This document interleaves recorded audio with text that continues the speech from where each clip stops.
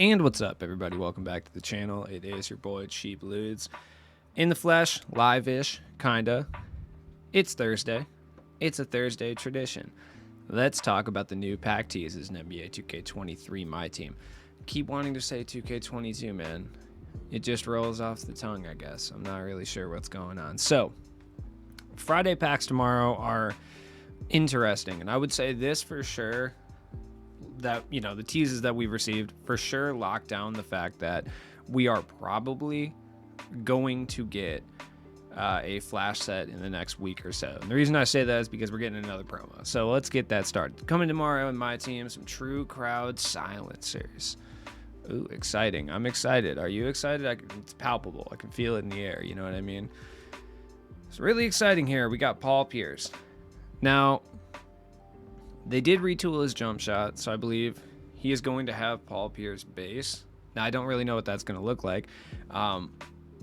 Really, the reason I'm convinced that the reason they did all these mocaps and changed all these jumpers was simply so that they could fix problems that existed within the game with like load up hitch animations, and specifically within the realm of Carmelo Anthony and Paul Pierce players, just so they could shoot from the corners on current gen. So I'm convinced that that's probably why they changed it. Now, as far as what his jump shot's going to look like, I have no idea. I mean, I'm sure you could go in, you know, player creator and give him a Paul Pierce jump shot on normal, and you can kind of have a good idea of what's going on there. Paul Pierce is usually like an early game demon, though. The only thing that ever keeps him from being like truly elite in the early game is just the fact that he can't shoot corner threes on one specific gen. Now, you rectify that, and I don't know, dude. Maybe we got like a pretty good card here. I'm not sure. Paul Pierce should be solid, though. Yeah, I'm glad I sold Karolinko when I did, because I just feel like there's just a lot of small forwards coming out today. I mean, a couple, but a couple really good ones. So then we got Baron Davis. I don't really care about Baron Davis all that much. The reason being, I have Derrick Rose. I really don't care about Darren. I don't care about Baron Davis. I was going to call him Darren Davis for a second, but it is what it is. I mean, is he going to be good? Sure. Yeah, I'm sure he'll be pretty good. I have no idea what jump shot they're going to give him. I really don't. But I don't know. We'll see tomorrow. Like I said, I'm still not really in tune with the whole SIGs conversation now. The only thing I know is that Jordan dribble style means they move really fast. That's about it. Curry escape's still good. That's all I really know. So, do people really ever call him B. Diddy, though? Like, sometimes they put these nicknames up here, man, and I've been watching basketball forever, dude. I know I don't have the most encyclopedic knowledge, as I am reminded near constantly when I flub a pronunciation or just straight up admit I don't know about a player, but, like, I do not remember anybody ever calling this man B. Diddy. Like, ever. I don't remember this ever being a thing. Maybe they did. Maybe it was like a P. Diddy thing. I don't know, dude. I really don't think so, though. And I don't think Sean Puffy Combs is someone you want to be associated with. That guy's done some things. Not some good things. Baron Davis should be all right. Then we got Tatum. People have been liking Tatum a lot this year. And I have to say, his Series 1 card, I understand why. I didn't know he had a tattoo that just says Big Deuce on his hand, which is so funny. Which is so funny. Is that his wiping hand? No, right? I think Tatum's right-handed. I was going to say, if it was on his wiping hand, too, hilarious. But, yeah, I mean, Tatum should be good. He'll probably be the best small forward in the game. I would say that's probably not unrealistic to say, like, from being honest. Don't worry, guys. I'm going to spruce up the room at some point. It's just, I don't feel like it right now. But Tatum should be incredible. His jump shot has been retooled. It's a very good jumper this year. Release is high, too, so it's harder to contest as well. So this is an all-money spent player's dream at this point, because Tatum should be nasty. He'll probably be able to defend, carry the rock, attack the rim. He's going to have a huge player build. There's really going to be nothing wrong with this card, honestly.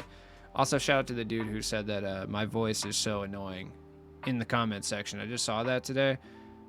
That's what's up. I'm sure you sound like prime Morgan Freeman or something, man. I don't know. I'm sure your voice is just immaculate. Like, I'm sure you have one of those voices that people hear it and they're like, God damn. Hard. You know, I'm sure. But whatever. Fool. Master of the Silencer. Interesting choice of words. But we got Michael Jordan. Ruby MJ is still in people's lineups already, which I say it's still in people's lineups. The game hasn't even been out a full 3 weeks yet, so it's not really that crazy for a starter card to be in people's lineups. But like, you're seeing Sweatlord still use a card. That means that maybe that player in general might just be like a tad bit overpowered. And yeah, Michael Jeffrey Jordan is definitely one of those tad bit overpowered guys for sure. MJ dribble style is good. He is easily the best card movement wise in the entire game. Like, there's just something different about how Michael Jordan moves this year, which, I mean, realistically though, I'm glad they made that change, because I feel like that's something that in 2K like has just been like really kind of just not done well. I feel like a couple of the things that 2K has done pretty poorly kind of over the last few years, but honestly for a while, is give you the air of Shaquille O'Neal and like how large he was and how unstoppable he was. I feel like they have not given a good player model to Shaq in years. Like, I feel like you don't know how physically imposing he is based if you just play NBA 2K, because he kind of looks like a little baby out there sometimes. He looks more like Glenn Big Baby Davis than Shaq at times. This year, I don't know. We haven't gotten an elite Shaq card, so it's going to be interesting to see. The other thing they never seem to get right is how aggressively athletic Michael Jordan is and how fast and almost unstoppable he is at attacking the rim, especially in his quote-unquote younger cards. And it looks like they've gotten that right, which it's the Jordan edition. I would hope they would get that right. This is not a huge W's in the chat for 2K. This is something they should have done. But, once again, the 3 cards, I hate this core concept. I do. But when it comes to Michael Jordan, I kind of like it because Jordan's kind of overpowered, so it's really nice to have 3 different Jordans, but there will be a dramatic difference between the pink diamond and the diamond and the amethyst. Really, the cardinal difference is going to be 3-point shooting. Like, the 95 Jordan will be able to shoot much better than the rest of these guys. I can honestly see them giving like a 72 mid-range to amethyst Michael Jordan just to give you the business for no reason. Now, Ja Morant. Now, Tatum, going to look pretty much exactly like this Tatum right here. We just saw this with Vince Carter, basically the exact same as their free agent card, so nothing's really going to change here. Tatum on normal. I think stats and badges are going to be very, very similar. I think they're going to tone down the golds, I would hope anyway. Maybe throw some of them on silver and stuff, and then obviously take one of the Hoffs away. I would assume that's probably going to be like Midi Magician or Guard Up that they drop to gold. Catch and Shoot will definitely be on Hoff. So same with Volume Shooter. Slippery Off Ball maybe they'll drop. I'm not sure. It's possible that he's not able to get Limitless, which really isn't going to harm this card at all, in my opinion. It's just going to be stuff like Clamp Breaker and Brick Wall that I think will be very pivotal to give him to make him a completely overpowered card. You know what I mean? Stats wise, yeah, we're looking at the same card, I would say. Upper 80 speed, 86 ball handle, speed with ball. Everything's going to be the same. Animations, I think, will remain the same. Tendencies, I think, will remain very similar. Maybe they juice the tendencies up a little bit on some of these defensive ones. I don't know. Just kind of remains to be seen. We'll see tomorrow, Don't forget, we're also getting a diamond Jalen Brown in the mix today, or tomorrow, I should say. So, they have the NBA 2K23 Season 1 Volume 2 coming out. And then if you lock in the selects, you get Jalen Brown. Whatever. Cool. Jalen Brown's good this year, though. The Jalen Brown release is nice. I will say. It's got Jordan dribble style, so he'll be able to move at a relatively decent clip. But so does Wally Szczerbiak. And Wally Szczerbiak is not moving like that, so... Yeah, I actually don't know. Yeah, I mean, the fact that Wally Szczerbiak has it doesn't mean it's like a guaranteed he's going to be moving, but Jalen Brown will be relatively athletic. He'll play good defense and he'll shoot threes. Just don't expect him to be your main ball handler. You know what I mean? I'm not locking in for this card. I'm not going to have the opportunity. Grant Hill's like 150K, so, it is what it is. And then we got Michael Jeffrey Jordan. Pink Diamond Jordan is probably going to look like this. Obviously, the stats are going to be tweaked immensely, like for sure.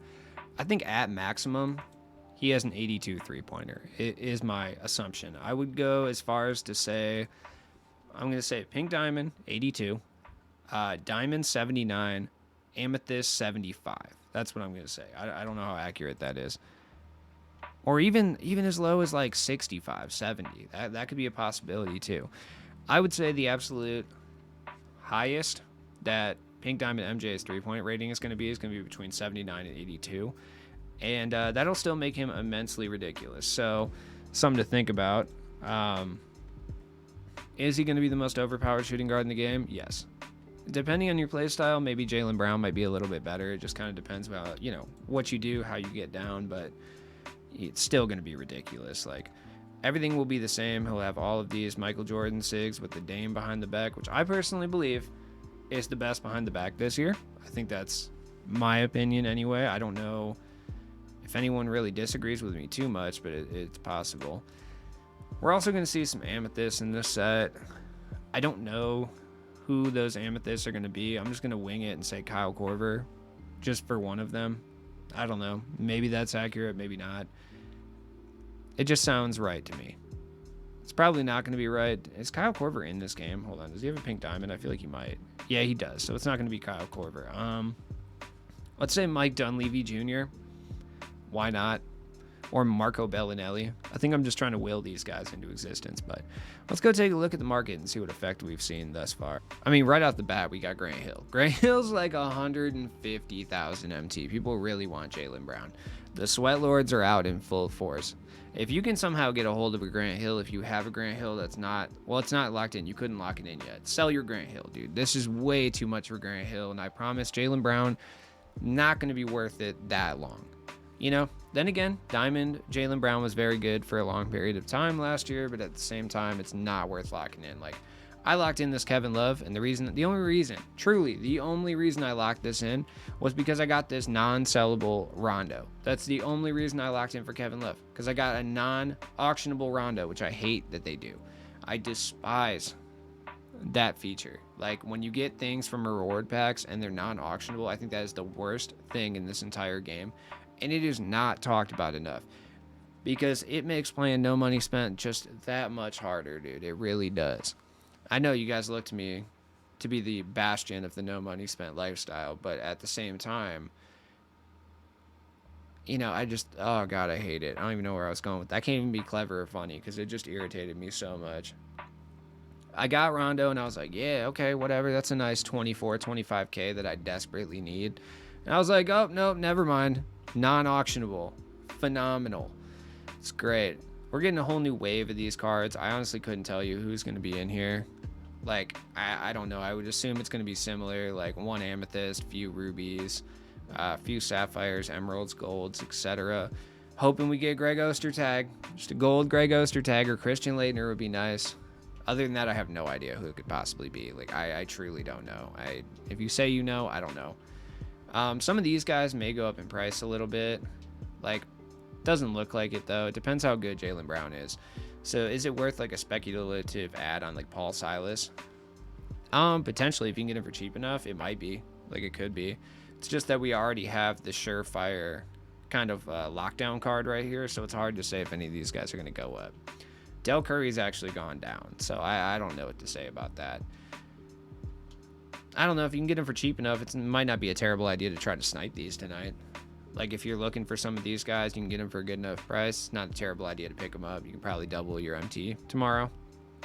Like, if you find some Cedric Maxwell's for like a good price, or like Katino Mobley, you get them for like basically nothing, where there's really no risk to it, then yeah, for sure. But I don't know. Temper your expectations. Cards are going to be still expensive. Like, Curry's not going anywhere. I could see Dominique going down in price, though. I really could. Dominique, I think, is a really, really slept-on card. I mean, he's over 100K. That should tell you everything you need to know about how bad the pack odds are. Like, he should not be that price. If you're somebody that just loves Rudy Gobert, I feel you, but I promise you will get the same level of effect from DeAndre Jordan. I'm loving DeAndre Jordan. I got him for a free pack, so I can't sell him once again, but it's fine, so I just have to use him. I have to soldier on and just use him. It's all good. Zach LaVine's still expensive. The intensity set. I think we see Marcus Smart maybe drop in price a little bit, but he's already so expensive. Like, he really is. I'm liking Danny Green a lot. I would say Danny Green is one of the better budget cards that you can pick up. I say budget, but like, dude, it's still like 14,000 MT. You know what I mean? We do not have a budget card that you can pick up. Like, the cheapest card in the game right now, I'm pretty sure, is Andre Drummond at like 7 or 8K. which is so annoying. Everybody praising 2K like, oh, I'm so glad they didn't put rubies and sapphires in these packs. Why, dude? They only did this just to like fuck you, basically. Like, now the cheapest cards you can cop are going to be like, 7K and above. Whereas last year or the year before, at the very beginning of the season, I mean, if you only had a few thousand MT, you could still bolster your roster. You know what I mean? You could still go pick up a couple guys for 1,000. I mean, at this point, last year, I don't remember who you could pick up, but I know at this point in 2K21, you could have like a decent little squad. You could have like Sapphire, Bradley Beal, or whatever. There was like options. Okay, that's all I'm getting at here. Like at this point last year, let's take a look. I want to know. You know what? I want to know now. I would like to know. I would love to know personally. 2KDB is giving me a very confusing whole ordeal over here. There we go. Let's take a look at 2K22 and what you could cop at this point, because I'm curious, to say the least. By this point, for cheap cards, yeah, I mean, you could definitely be running. Jason Richardson was like less than Andre Drummond is right now at this point last year. Darius Miles and Duncan Robinson were very cheap, very affordable. You can pick those guys up. James Worthy too. James Worthy was only a couple thousand. This is what it hurts to not have rubies. Okay, I can scream that from the mountaintops. It hurts to not have rubies. Not having rubies in this set sucks. I know you might think that that's overreacting, but it's not, dude. Not having those rubies, like you could rock Ruby Rick Smits last year for like 1,000 MT. And was he the greatest card in the world? No. Do we have a Rick Smith in this game? Yes. But still. All right. Anyways, tomorrow I will be opening packs. I will not pull anything. I'm going to predict that now. But, stay tuned. Watch your boy try to pull something. Probably get mad.